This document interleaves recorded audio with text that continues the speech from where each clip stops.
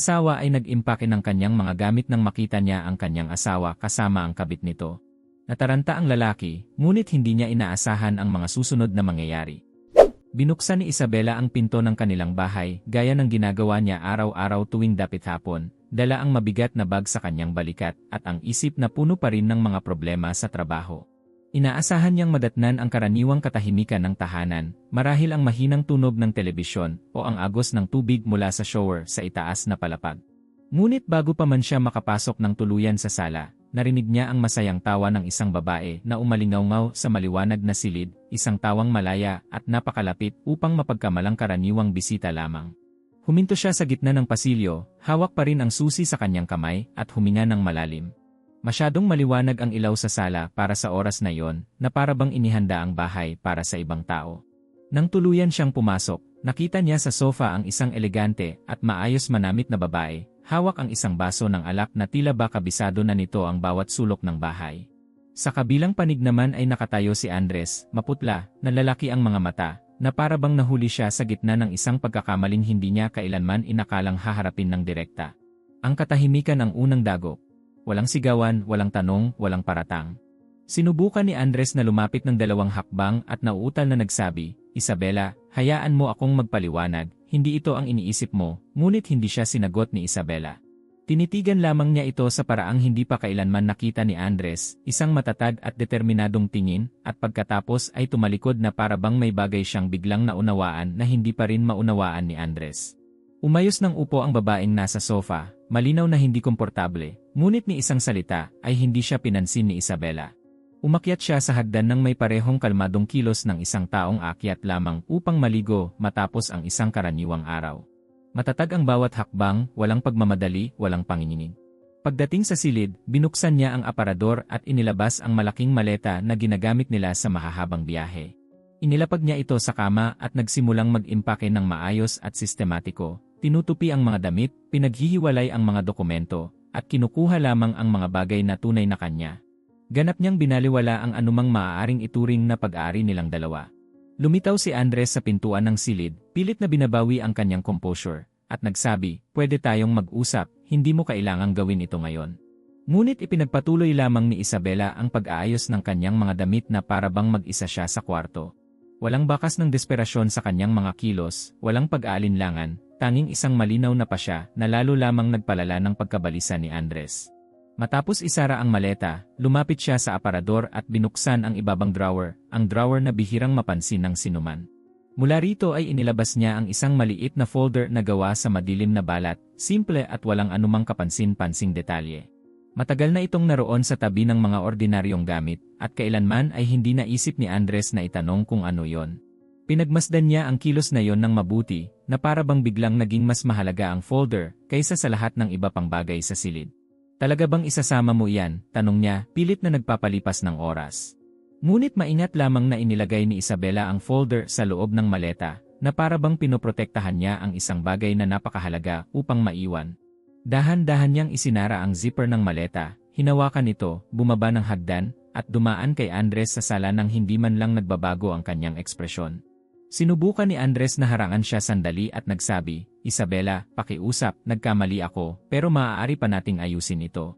Sa wakas ay sumagot si Isabela, mababa ngunit matatag ang boses, "Wala nang dapat ayusin, Andres.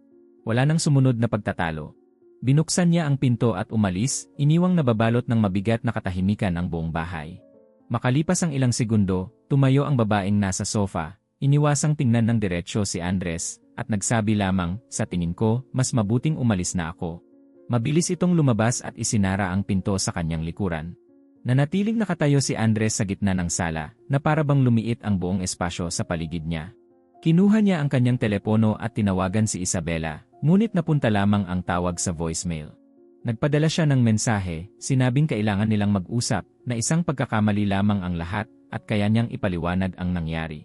Ngunit walang sagot. Naglakad-lakad siya sa bahay nang hindi alam kung ano ang hinahanap, hanggang sa muli siyang umakyat sa silid at huminto sa harap ng nakabukas na aparador.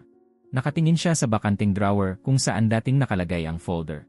Sinubukan niyang alalahanin kung kailan iyon unang lumitaw roon. Sinubukan niyang isipin kung minsan ba niyang naitanong kung ano ang laman nito. Wala siyang maalala. Umupo siya sa gilid ng kama at napansin niyang hindi kinuha ni Isabela ang pinakamahalagang alahas. Hindi nito dinala ang mga album ng larawan, ni ang mga bagay na ituturing ng karamihan na may malaking sentimental na halaga. Dinala lamang niya ang mga bagay na tunay na kanya at ang folder na iyon. Ano ba ang laman noon na mas mahalaga kaysa sa lahat ng ito? Bulong niya sa sarili, habang ipinapadaan ang kanyang kamay sa bakanting espasyo ng drawer, na para bang may mahahanap siyang bakas.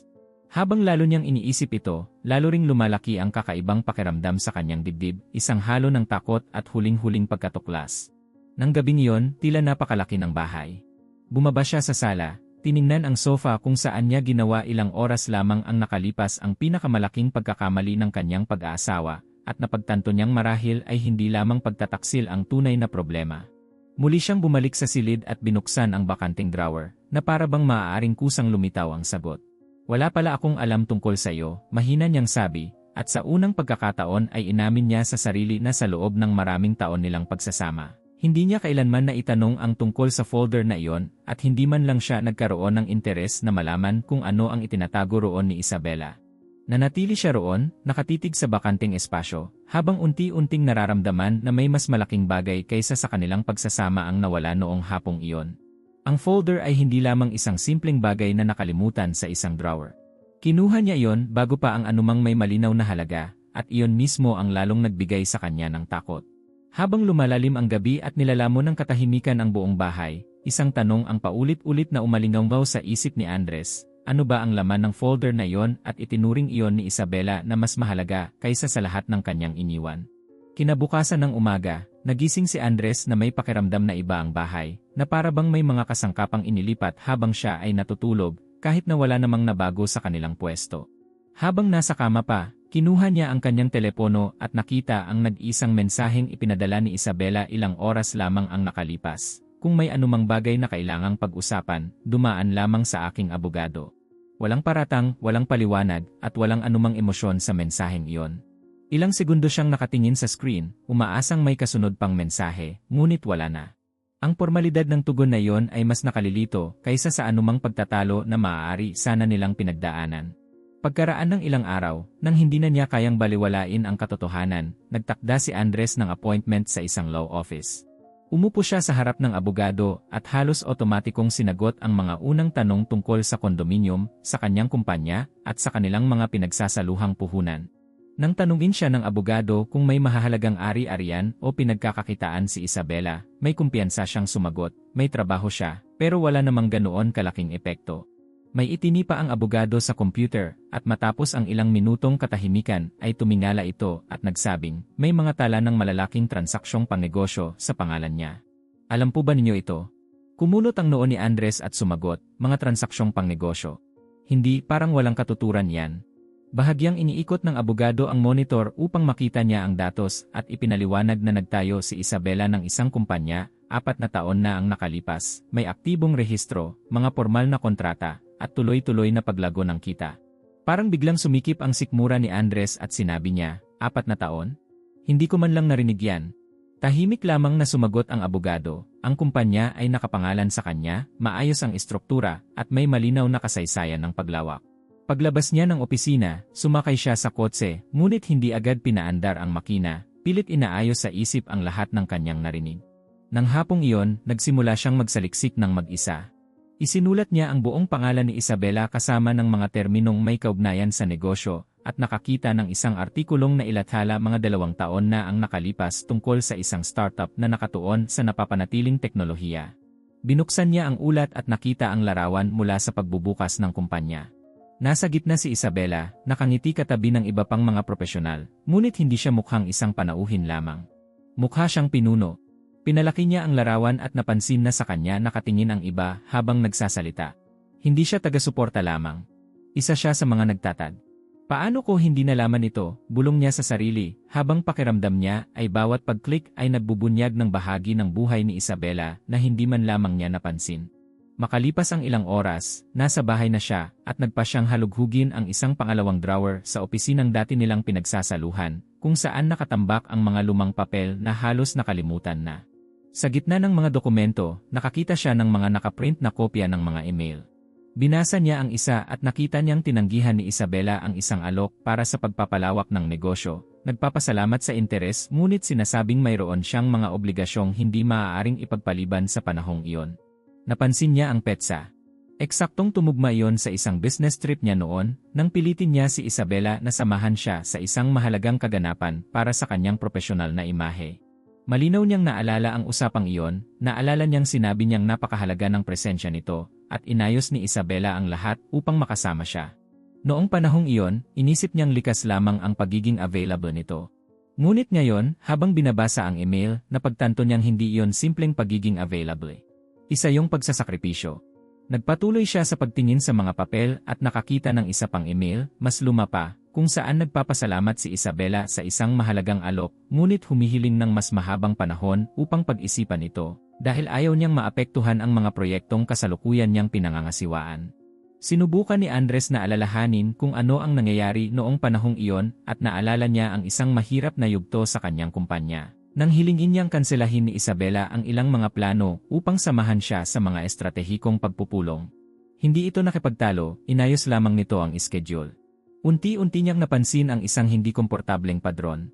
Habang siya ay sumusulong sa kanyang karera, ipinagdiriwang ang mga kontrata at pakikipagsosyo, may isang taong tahimik na binabago ang sariling landas upang umangkop sa kanya.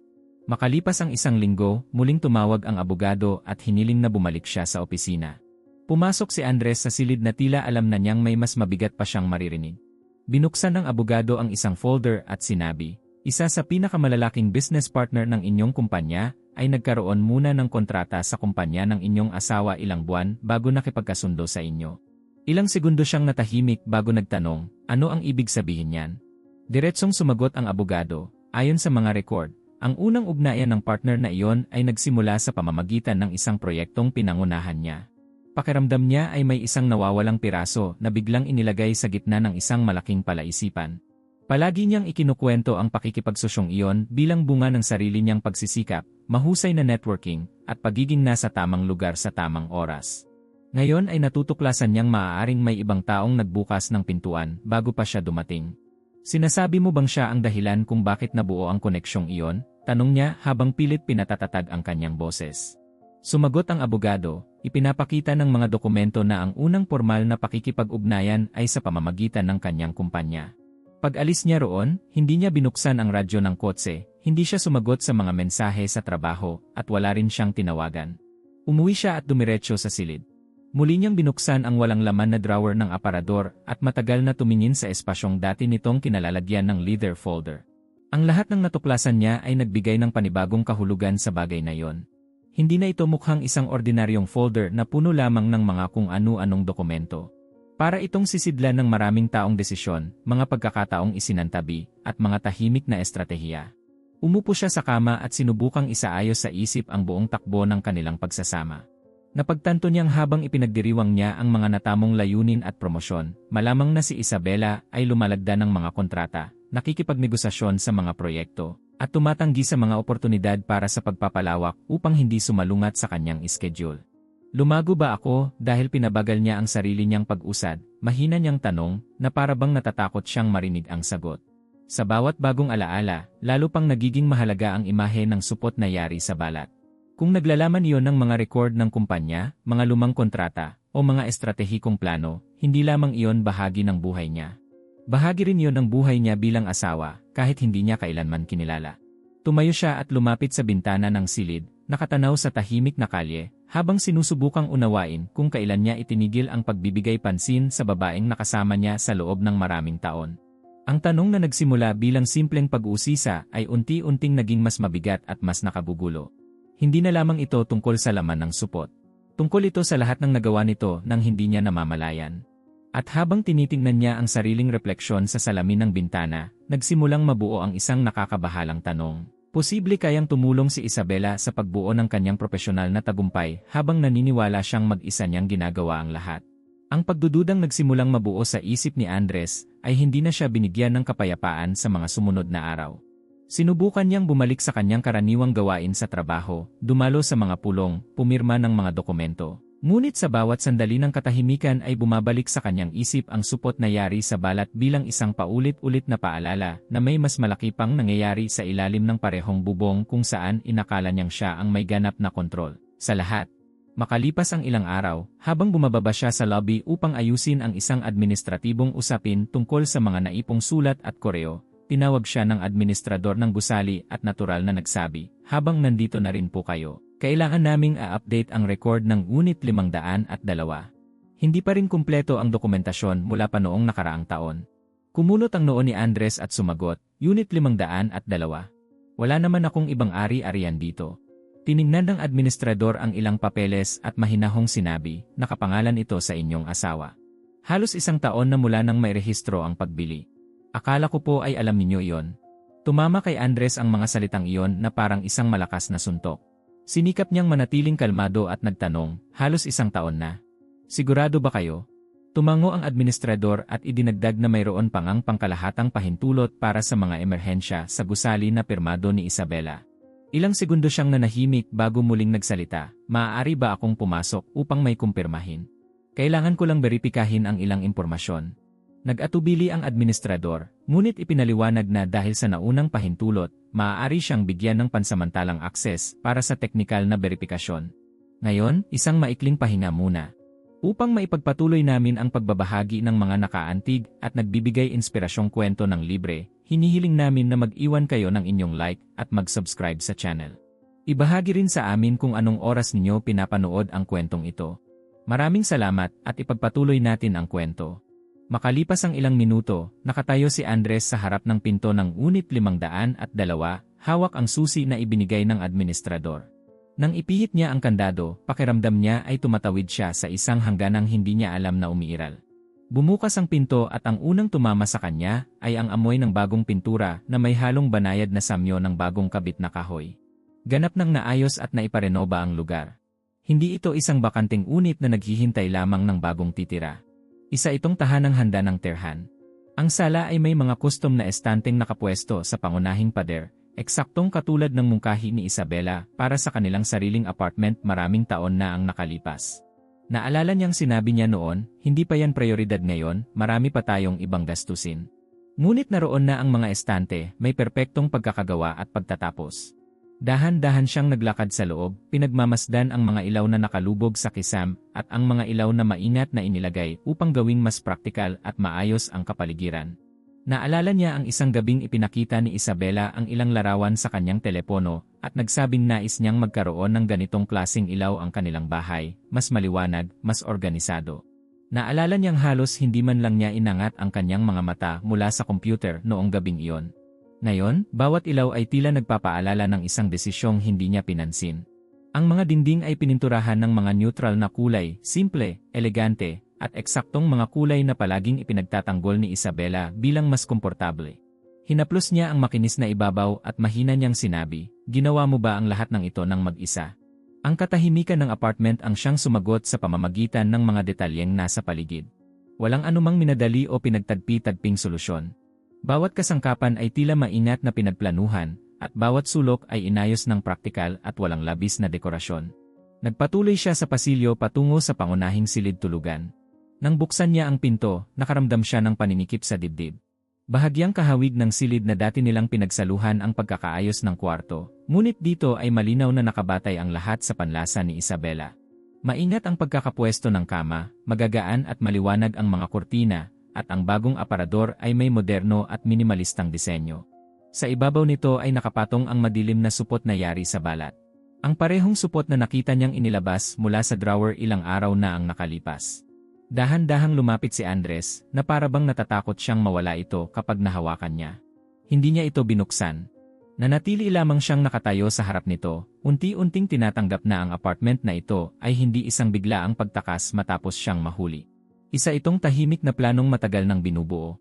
Hindi ka umalis dahil sa bugso ng damdamin, mahina niyang sinabi sa walang lamang silid. Handa ka na.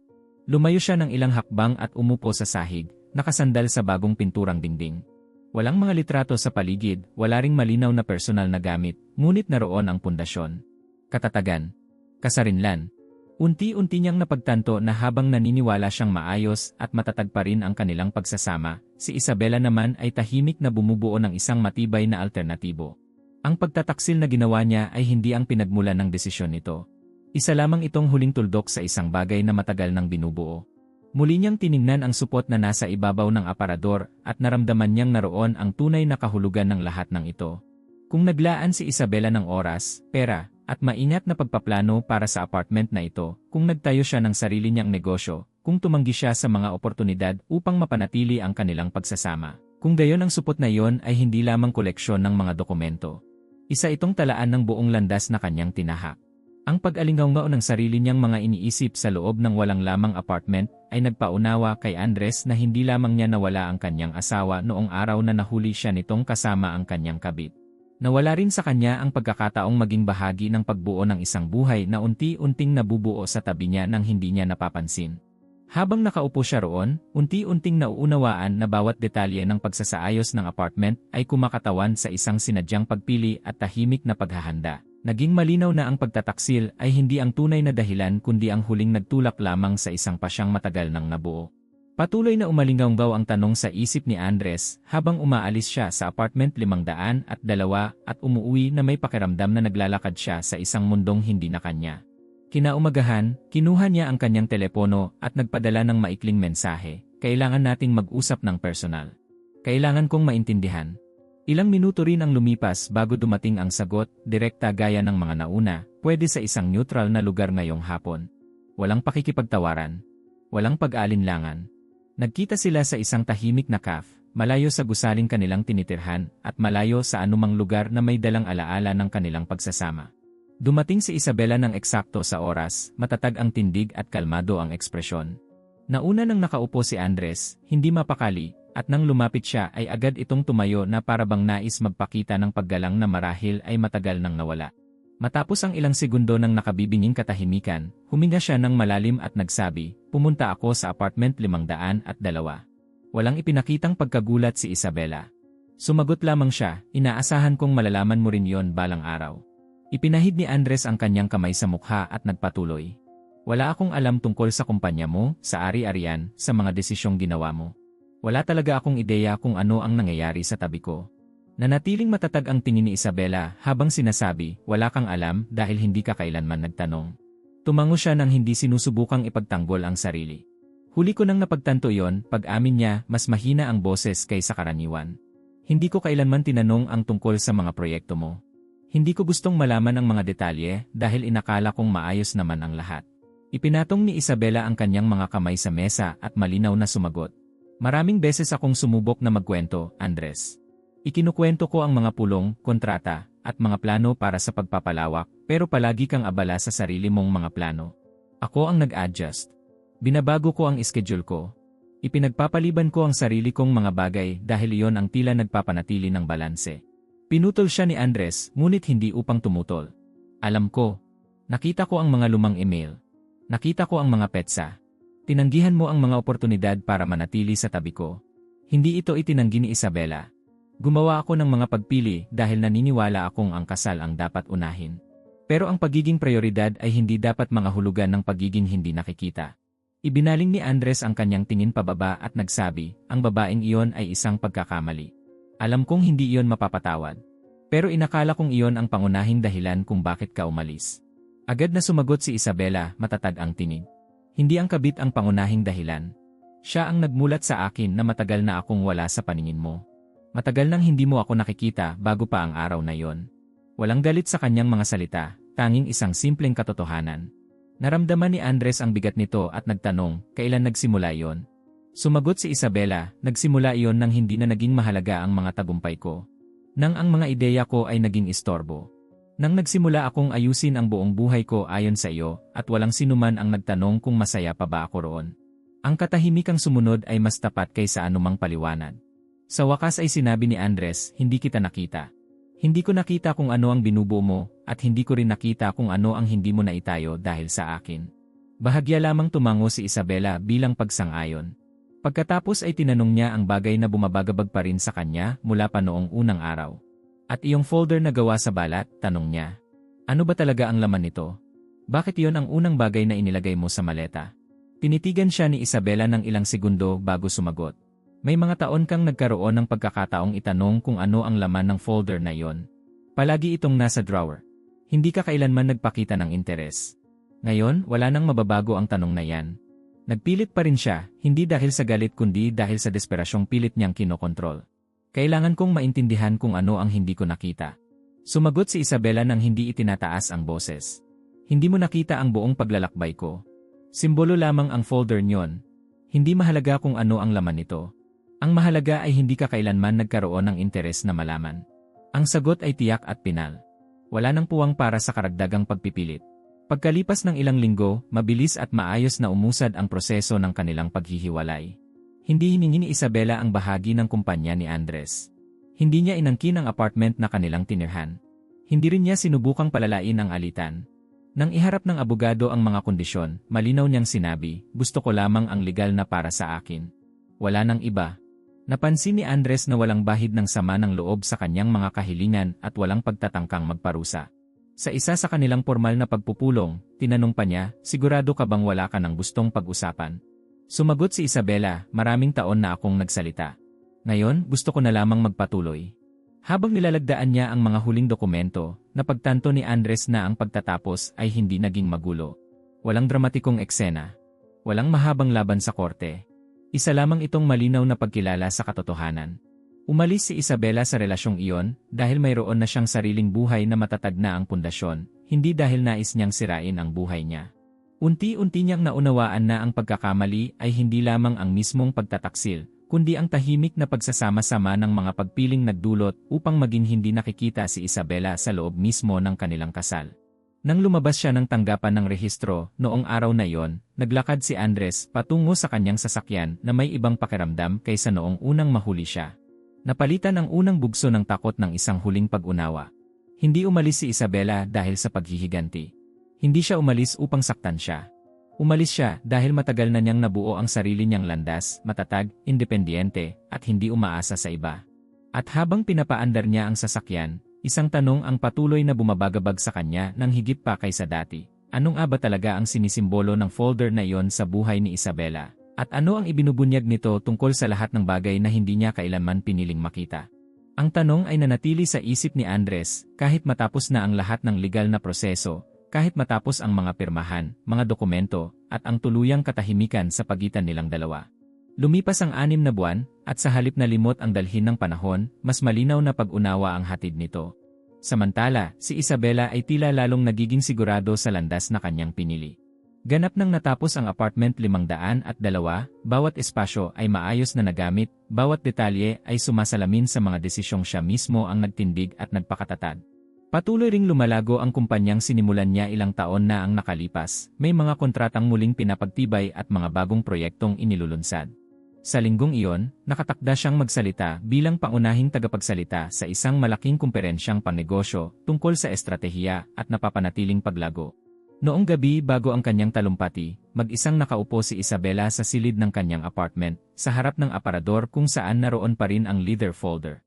Maingat niya itong binuksan, gaya ng madalang niyang gawin, hindi dahil sa emosyonal na pagkapit rito kundi dahil sa paggalang sa sarili niyang pinagdaanan.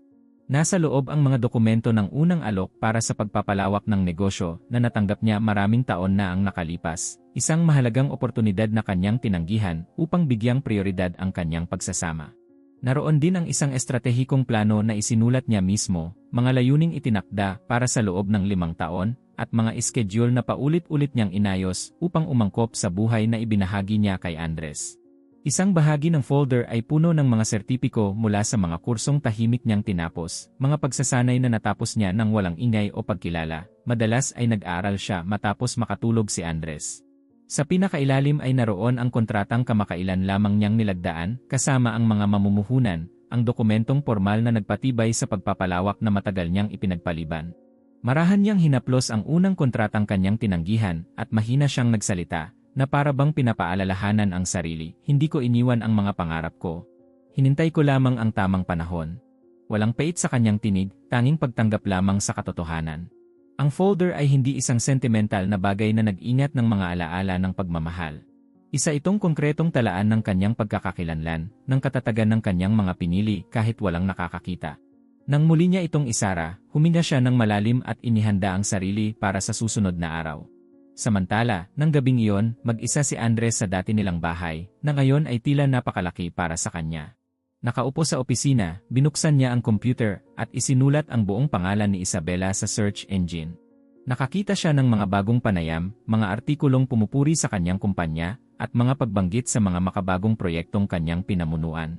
Binuksan niya ang isang maikling video mula sa dati nitong paglahok sa isang panel discussion at narinig ang tanong ng mamamahayag, ano ang pinakamalaking hamon sa iyong paglalakbay? Matatag na sumagot si Isabela, ang pinakamalaking hamon ay ang maunawaan na kailangan ko munang kilalanin ang sarili ko bago ko asahang may ibang gagawa nito para sa akin. Ipinapause ni Andres ang video at matagal na tumitig sa nakapirming imahe sa screen.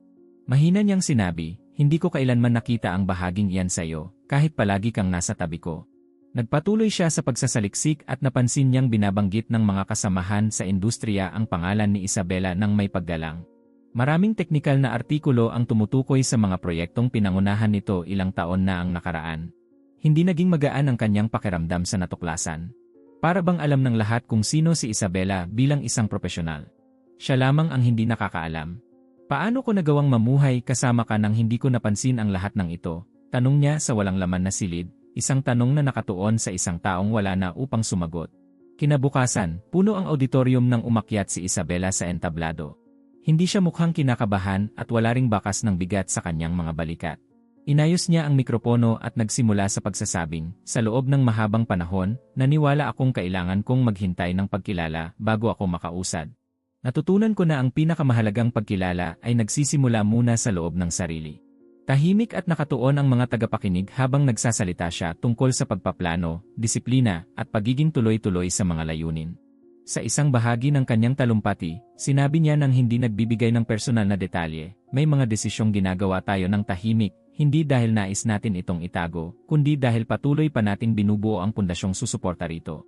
Habang nagsasalita siya, pinapanood ni Andres ang live stream sa kanyang computer, hindi magawang alisin ang tingin sa screen. Nang ipinaliwanag niya na ipinagpaliban niya ang ilang mahahalagang oportunidad upang mapanatili ang mga balanse sa buhay na wala ng saysay sa kasalukuyan, ramdam ni Andres ang bigat ng katotohanang iyon. Bahagi ako ng pagpapalibang iyon, mahina niyang sinabi, habang kinikilala na ang propesyonal na kasaysayan ni Isabela ay palaging nakaugnay sa buhay na magkasama nilang binuo. Tinapos ni Isabela ang kanyang talumpati sa pagsasabing, walang proyektong tunay na lalago kung ang taong responsable rito ay nananatiling hindi nakikita maging ng sarili niyang mga mata. Tumayo ang buong auditorium at pumalakpak. Ngumiti siya ng natural, hindi upang humingi ng pag-apruba, kundi upang kilalanin ang sariling paglalakbay. Sa kabilang panig ng screen, dahan-dahang isinara ni Andres ang kanyang laptop. Ang sindak na naramdaman niya noong araw na nabunyag ang kanyang pagtataksil ay hindi na pareho ngayon. May iba na siyang kinatatakutan, mas malalim at mas mabigat. Naglakad siya patungo sa silid at muling binuksan ang walang lamang drawer ng lumang aparador, gaya ng madalas niyang gawin mula nang sila ay maghiwalay. Wala nang laman yon, tanging ang espasyong dati nitong kinalalagyan ng folder. Ipinatong niya ang kanyang kamay sa kahoy at matatag na nagsabi, hindi lamang isang pagsasama ang nawala sa akin. Nawala rin ang pagkakataong makilala ang babaeng nasa tabi ko sa loob ng napakaraming taon. Sa unang pagkakataon, naunawaan niya na ang pagtataksil ay ang pinakanakikitang pagkakamali lamang. Ang mas malaking pagkukulang ay ang mga taong punang pagwawalang bahala, ang kawalan ng pag-uusisa, at ang kakulangan ng tunay na interes sa buhay ni Isabela kapag hindi ito direktang may kaugnayan sa kanya. Habang bumababa si Isabela mula sa entablado at may kumpiyansang bumabati sa mga tagapag-organisa, nanatiling mag-isa si Andres sa tahimik na bahay. Unti-unting nauunawaan na ang tunay na sindak ay hindi ang mahuling may ibang babae. Ang tunay na sindak ay ang mapagtantong nakasama niya ang isang pambihirang tao sa loob ng maraming taon, ngunit hindi man lamang niya sinubukang makita ito ng lubusan. At kahit hindi niya nabuksan ang folder noong nasa harapan niya ito sa apartment 502, sa wakas ay naunawaan niya na ang pinakamahalagang nilalaman nito ay hindi kailanman ang mga papel sa loob, kundi ang kwentong pinili niyang huwag pansinin. Maraming salamat sa pagsubaybay hanggang sa dulo. May inihanda kaming isa pang espesyal na kwento para sa iyo na lumalabas ngayon sa iyong screen. I-click lamang ito upang mapanood. Kung naantig ka ng kwentong ito, huwag kalimutang mag-subscribe at pindutin ang i-button sa mga komento upang mas marami pang tao ang makarinig ng nakapagbibigay inspirasyong kwentong ito. Kung maaari, ibahagi mo rin ito. Maaaring tila maliit na bagay lamang iyon, ngunit ang pagpapalaganap ng isang kwento ng tagumpay laban sa mga pagsubok ay pagpapalaganap din ng pag-asa.